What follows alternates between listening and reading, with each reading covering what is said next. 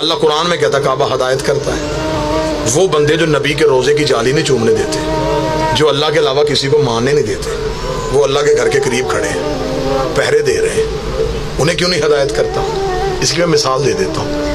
मिसाल मैं ऐसे दूंगा कि मैंने अभी आपके सामने का ये पीछे है जामिया इमामिया, मैं इस मदरसे से पढ़ा। अब कोई बंदा मुझे पूछे कि इस मदरसे ने आपको पढ़ाया, मैं कहूँगा नहीं, इस मदरसे में उस्ताद है जो पढ़ाता है, मदरसे नहीं पढ़ाते, मदरसे में उस्ताद होता है। जो समझ गए मैं शुक्रिया अदा करता हूं। बंदे कहते मरीज है तो ठीक हो गया, पिछले दिनों में बड़ी तबीयत खराब थी, वो कहता यार मैं फलां हॉस्पिटल में गया, वहां से मैं ठीक हो गया। शिफा अस्पताल ने नहीं दी, अंदर डॉक्टर है।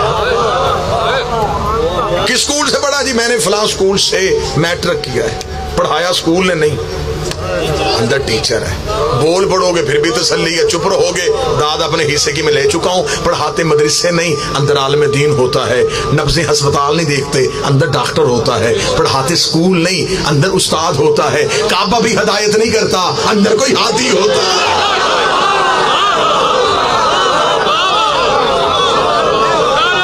दीवारों से हदायत ना दे,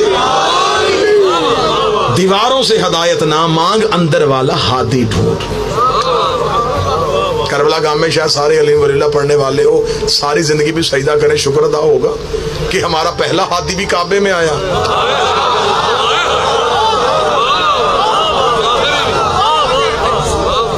दुनिया ने 90 अरब डॉलर का असला खरीद लिया है हादी रोकने के लिए, पहला भी काबे में, आखिरी भी काबे में। फर्क सिर्फ इतना है कि पहला काबे के अंदर आया था,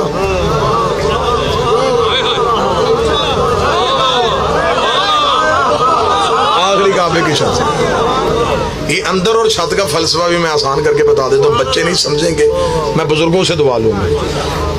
अब ये गंदम की कटाई हो चुकी है, बंदे गंदम का दाना जमीन में बो देते हैं, फिर उसका इंतजार करते हैं। थोड़ी देर बाद उससे एक पौधा उगता है, वो बड़ा होता है, उसमें सिट्टा आता है, सिट्टे में कौंपल आती है, फिर वो उसको खोलते, फिर वही दाना,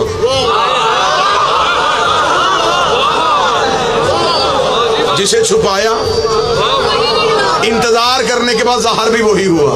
खुदा ने कहा मैंने काबे में छुपा दिया था, अब इंतजार करो, छत में भी अली जाहिर होगा।